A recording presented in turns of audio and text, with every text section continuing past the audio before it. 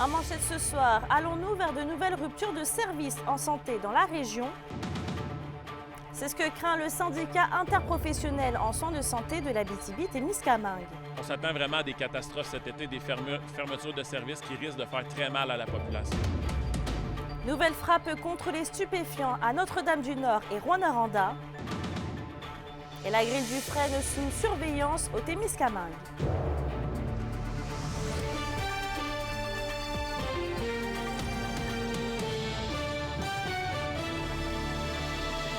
Bon début de soirée tout le monde.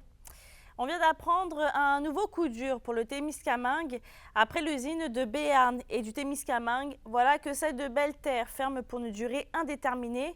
Commonwealth Plywood, qui est un fournisseur de panneaux contreplaqués, suspend donc ses activités pour au moins 6 mois, et ce, à partir du 24 mai prochain. Et la raison principale, c'est une nouvelle fois l'économie du bois qui est en baisse actuellement. Pour le maire de la municipalité, Bruno Boyer, ça représente 11% de la population de la ville et qui est touchée par la fermeture, tout comme les services de proximité. Et le maire compte interpeller le gouvernement du Québec dans les prochaines semaines afin de trouver des pistes de solutions. Et d'ailleurs, toujours dans le monde du bois, Unifor se dit consterné par la suspension des activités de l'usine de cellulose de Rayonier au Témiscamingue. Le syndicat dénonce ce qu'il considère comme être un coup de force marketing de la part de l'employeur qui tenterait de prouver que le site et les procédés peuvent être opérés séparément pour faciliter le processus de vente. L'association syndicale affiliée à la FTQ déplore également ce qu'elle juge de silence assourdissant du ministre responsable de la région, Jean Boulet, dans le dossier. Elle aimerait que le gouvernement dénonce ces agissements de l'entreprise forestière. Et justement, en santé maintenant, une autre tuile pourrait s'abattre sur le réseau de la santé en Abitibi-Témiscamingue, alors que des ruptures de services en soins pourraient arriver en vue de la période estivale, selon la Fédération interprofessionnelle de la santé du Québec régional. Alexis Dumont a les détails. L'été n'est pas commencé, mais on envisage déjà que ça va être extrêmement difficile pour la période 2024. Alors que le réseau de la santé connaît des difficultés depuis quelques années dans la région, voilà que le personnel d'agence lui tourne le dos en vue de l'été. Ce qui inquiète le syndicat interprofessionnel en soins de santé de l'Abitibi-Témiscamingue quant aux services qui seront offerts à la population dans les prochains mois. On voit que le personnel d'agence compte bouder la région pour cet été. Donc, sans leur support, avec notre pénurie de main-d'œuvre actuelle, puis aucune mesure incitative qui va être mise en place non plus, on s'attend à des plans de contingence, à des possibles ruptures de services. On a besoin que nos députés régionaux portent le message en haut à Christian Dubé. Plusieurs citoyens pourraient même devoir parcourir des centaines de kilomètres supplémentaires alors que plusieurs municipalités ne pourront subvenir à leurs besoins. On s'attend à avoir des MRC qui vont être plus touchés que d'autres. On pense notamment à Lassar, à Ville-Marie, à Sainte-Terre. Donc, effectivement, il y a une précarité de main-d'œuvre qui est déjà présente là, mais on s'attend vraiment à des catastrophes cet été, des fermetures de services qui risquent de faire très mal à la population. Des solutions sont envisageables selon le FIC-CISAT, mais mettre la hache dans la main-d'œuvre indépendante s'avérait être un problème majeur pour le futur. C'est plus de 700 ressources qui proviennent du privé qui travaillent dans les murs du CISAT à l'heure actuelle. Donc, on ne peut pas penser que du jour au lendemain, on va être en mesure de se sevrer de ces gens-là. Il faut trouver une façon de les ramener dans le public ou d'attirer de nouveaux professionnels en soins qui vont vouloir s'installer en région, demeurer ici et de la main-d'œuvre fiable qu'on a besoin. La FIC-CISAT espère que Québec instaura des mesures prochainement pour venir en aide au réseau de la santé en région qui peine à fournir en raison des différences entre le secteur public et privé. Alexis Dumont pour RNC Nouvelles. 2 perquisitions dans la région ont mené à l'arrestation lundi de 2 individus, à commencer par un homme de 50 ans à Notre-Dame-du-Nord sur la rue Leblanc. Le second, un individu de 46 ans à Rouyn-Noranda sur l'avenue principale. Les policiers ont entre autres mis la main sur de la cocaïne, 20 grammes de crack, 30 grammes de cannabis illicite, du GHB, mais aussi des armes blanches, un poing américain et une étoile de ninja. Les résidents des 2 endroits ont été arrêtés sur place.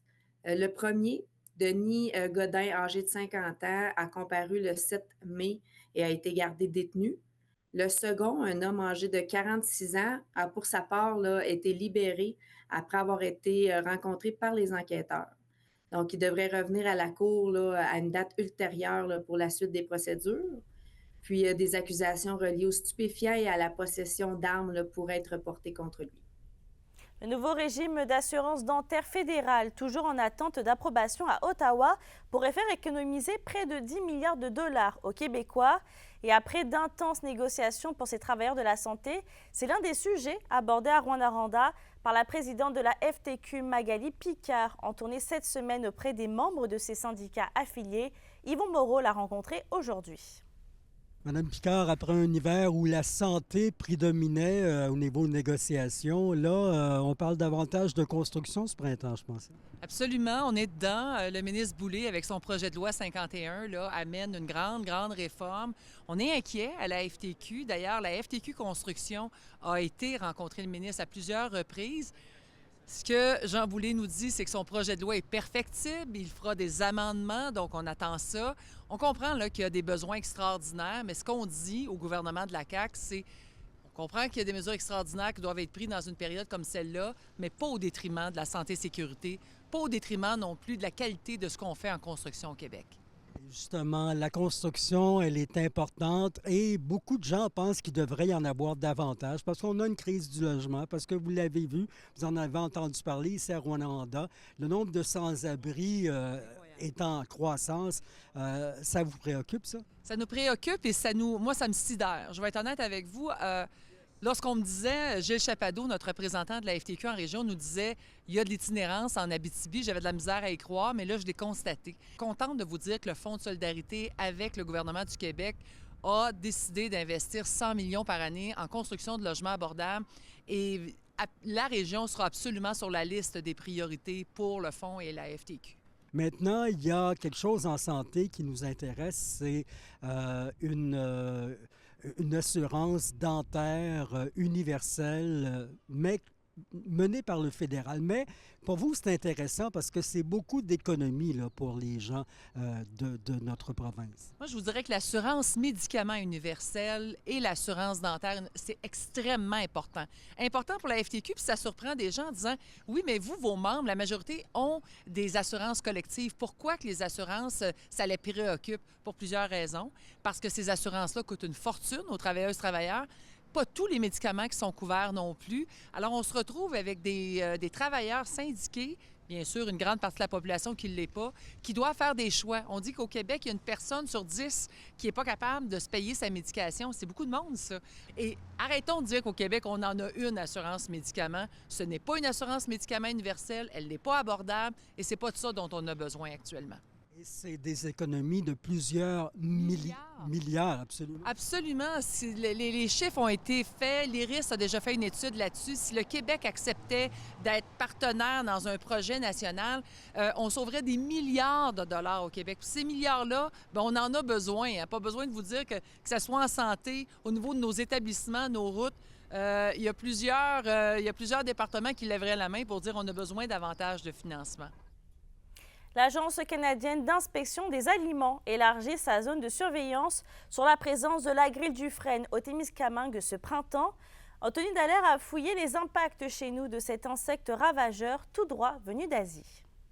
Toute nouvelle espèce envahissante qui arrive sur notre territoire doit nous préoccuper. D'un vert brillant et de taille équivalente à une fève, la grille du frêne a tout pour séduire les entomologistes en herbe. Et pourtant, c'est un peu comme une catastrophe naturelle au ralenti. Présente en Amérique depuis 2002, repérée au Québec en 2008 et détectée dans la MRC de Témiscamingue en novembre de l'an dernier, la grille du frêne a de quoi préoccuper.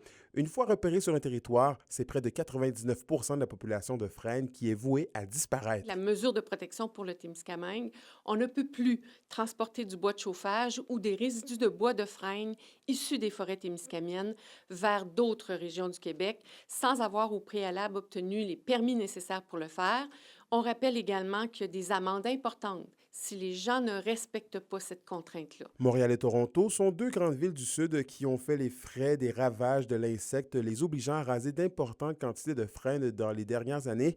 Bien que cette essence d'arbre soit moins présente en contexte urbain dans la MRC de Témiscamingue, sa disparition pourrait avoir un impact sur les écosystèmes. Ça peut faire ouvrir la place à d'autres essences qu'on ne veut pas nécessairement qu'ils se développent. Les frênes jouent un rôle de consolidation des berges sur le long des cours d'eau. Donc, c'est jamais juste un arbre qui meurt, c'est tout un c'est tout un contexte là, qui est chamboulé. En ce sens, l'Agence canadienne d'inspection des aliments a élargi sa zone de surveillance au Témiscamingue le 26 février dernier pour ralentir sa propagation. L'inconnu ici n'est pas si l'infestation va se répandre partout où il y a des frênes, c'est à quel rythme. C'est la question qu'on se pose. Si vous avez un magnifique frêne chez vous, considérez-le comme en danger.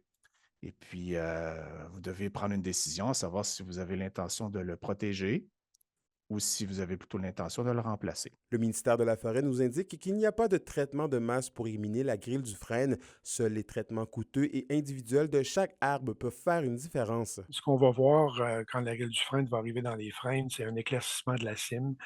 On peut voir aussi de nouvelles tiges qui vont pousser à la base de l'arbre.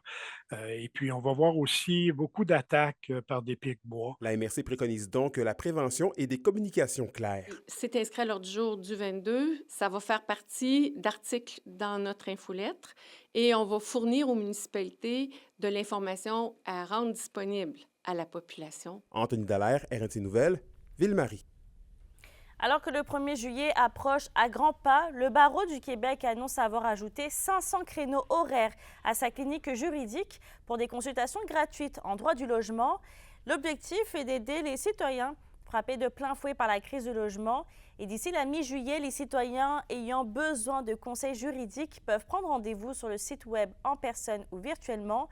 Les conseils juridiques gratuits sont offerts par les étudiants de l'école du barreau sous la supervision d'avocats d'expérience et une autre cohorte d'étudiants pourra aussi donner des conseils à l'automne. Vos réponses à la question du jour TVA, une présentation de la clinique infirmière Nord-Ouest partout dans la région. Notre équipe peut vous recevoir pour un bilan de santé, une infection, le suivi de maladies chroniques et bien plus. Contactez-nous pour plus d'informations ou visitez notre site web. Et à la question du jour, on vous demandait « Connaissez-vous vos droits en tant que locataire et propriétaire ?» Vous avez répondu oui à 55 %.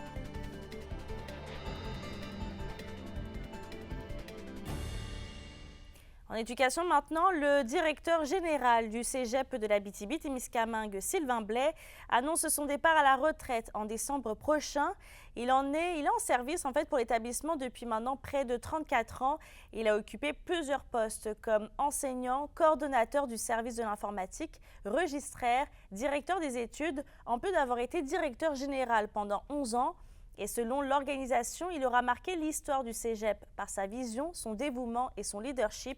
L'établissement est toujours à la recherche d'un remplaçant.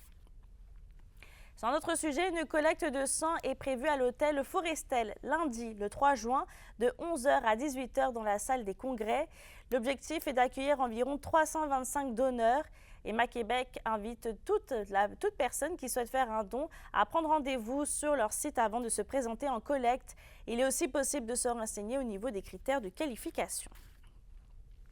Dans un autre dossier, c'est aujourd'hui que s'est déroulé le Grand McDon partout au Québec. À Rouyn-Noranda, un kiosque était installé par le comité de soutien à la pédiatrie à la vente du restaurant. Plusieurs objets ont été offerts pour venir ramasser des fonds qui seront remis aux enfants malades. Le comité et McDonald's sont associés pour notamment favoriser la promotion des manoirs Ronald McDonald depuis maintenant 35 ans. Près de 10 000 $ en dons sont espérés aujourd'hui. L'indice boursier minier au TVA Nouvelle 18h est une présentation de GFM Groupe Financier. Dirigeants d'entreprises et particuliers, fiez-vous aux experts de GFM pour vos placements, assurances de personnes et assurances collectives. Car pour vous, ils vont au-delà de la finance.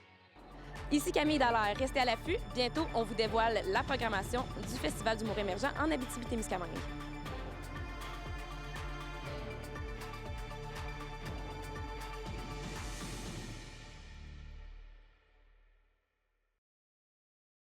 Les SADC de l'Abitibi-Témiscamingue et du nord du Québec vous présentent la bonne nouvelle économique TVA. Les 26e galas du défi Ose entreprendre de l'Abitibi-Témiscamingue ont eu lieu les 24 et 25 avril, faisant rayonner des jeunes et des entrepreneurs inspirants qui sont passés à l'action.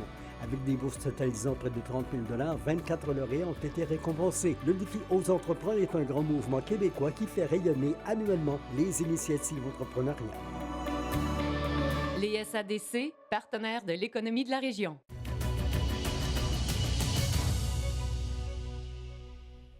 Culture VD a dévoilé aujourd'hui sa programmation pour la saison estivale. Et Kimberly, à quel genre d'événement on peut s'attendre cet été? La programmation commence en grand avec la fête nationale le 23 juin prochain sur la 3e avenue. Et ce qu'on sait pour l'instant, c'est que la majorité des événements auront lieu sur la 3e avenue une fois de plus cette année.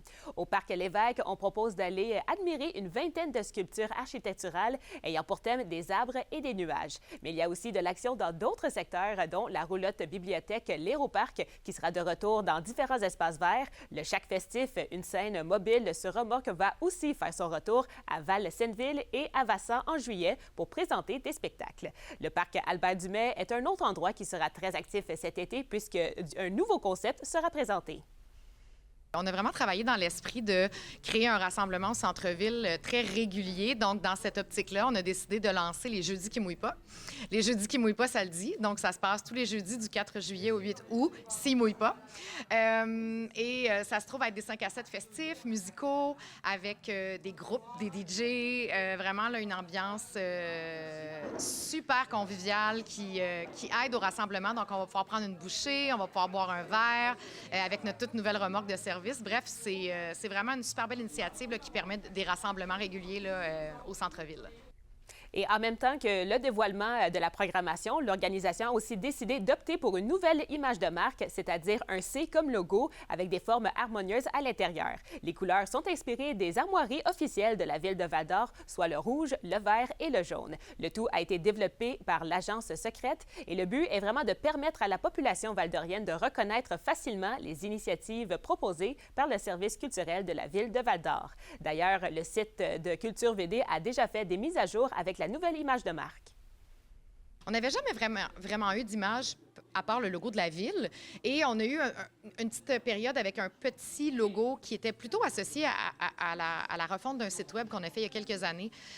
Mais on n'avait vraiment jamais réfléchi à la grande image. Et là, c'est ce qu'on a fait. On a vraiment pris plusieurs mois de travail avec, entre autres, l'agence secrète qui nous ont aidés à développer une image qui nous ressemble, qui est distincte, qui est forte.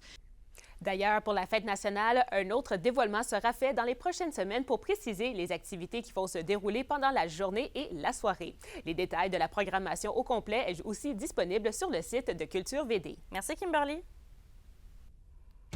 La chronique culturelle vous est présentée par Bruno et Jasmin Leclerc, denturologistes. Des cliniques à la fine pointe de la technologie pour vous servir à La Sarre et à Amos. C'est ce soir au Trèfle Nord de Rouyn-Noranda qu'a eu lieu le lancement de la 4e édition du Festival d'humour émergent en Abitibi-Témiscamingue. L'événement a pour thématique la fin du monde pour la 4e édition du FHE. Du 26 au 30 juin prochain, les festivaliers vont pouvoir profiter d'une vaste sélection d'artistes émergents, de spectacles, d'ateliers et bien d'autres surprises. Comme à notre habitude, on a des galas. Cette année, par contre, ils seront au Théâtre du Cuivre. On a des shows extérieurs aussi. On va avoir des late nights, comme à notre habitude, au QG. Et cette année, ce qui est spécial, c'est à l'Agora des Arts, un nouveau lieu de diffusion aussi. Puis, pour ce qui est des artistes, on va avoir 2 galas. On va avoir le gala de Tommy Néron, on va avoir le gala de Richardson Zephyr. Et chacun d'entre eux vont accueillir 4 humoristes. Ensuite, on a le one-man show de Charles Beauchesne en late night. On a le podcast des Sidérés. On a le podcast des personnages qui a gagné un Olivier cette année avec Jay La Liberté. On a un show de drag queen, encore les drags de l'apocalypse, parce que je rappelle que notre thématique cette année, c'est la fin du monde. Donc, tous les spectacles vont être un peu teintés de cette énergie-là apocalyptique de fin du monde. On a un late night aussi qui est un spectacle 100% généré par intelligence artificielle, donc ça risque d'être très intéressant. Donc, tout tourne autour de la thématique là, du futur et de la fin du monde. On a bien hâte, on a plein de belles surprises encore. On a encore une bière FHE. On va avoir de la belle merch faite sur mesure, à la main avec des retailles de tissu de notre merch de l'année passée. C'est ça, on est vraiment prêt à avoir une édition haute en couleurs. Et c'est hier à l'école Sainte-Lucie de Val-d'Or qu'avait lieu le concert de fin d'année pour souligner le projet en développement piano. C'était en collaboration avec le Conservatoire de musique de Val-d'Or. Cette initiative a permis depuis les 6 dernières années à 50 élèves de passer par le projet. Une belle fierté pour l'organisation qui a pour mission d'introduire les enfants à l'apprentissage de l'instrument et ainsi les guider vers le Conservatoire de musique. Moi, je trouve que c'est partager votre passion pour la musique, pour la culture. Ça, c'est la mission de nous, du conservatoire. Venez nous voir. On a toujours quelque chose qui se passe de bien, d'intéressant. Donc, comme notre directeur a dit, il y a toujours quelque chose qui se passe au conservatoire. Et on a toujours passionné pour partager. Non, c'est tout ce qu'on peut partager, la beauté des musiques du monde avec les élèves et l'amener à un autre niveau, c'est le niveau culturel. Donc, c'est toujours, c'est ça qu'on aime faire. Et c'est sûr, venez nous voir au conservatoire et peut-être étudier avec nous. Il y a toujours, c'est une super, comment dire, super opportunité en région. Il faut en profiter. Dans quelques minutes, on va parler de 4 anciens joueurs et un ancien entraîneur-chef des Forestiers d'Amos qui vont participer ce jeudi au championnat canadien Junior A. Et ça, c'est pour la Coupe du Centenaire à Oakville, en Ontario.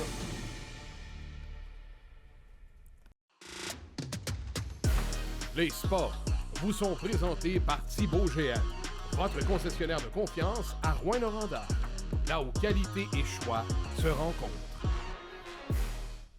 4 anciens joueurs et un ancien entraîneur-chef des Forestiers d'Amos vont participer ce jeudi au championnat canadien Junior A pour la Coupe du Centenaire à Oakville en Ontario. Et il s'agit des attaquants Jérémy Duhamel et Zachaël Turgeon, ainsi que du gardien de but Adam Rouleau qui vont jouer pour les Timberwolves de Miramichi. Leur premier match sera ce jeudi contre les Mustangs de Melfort. La météo, une présentation de Nicoloto de la Sarre, la capitale du pick-up.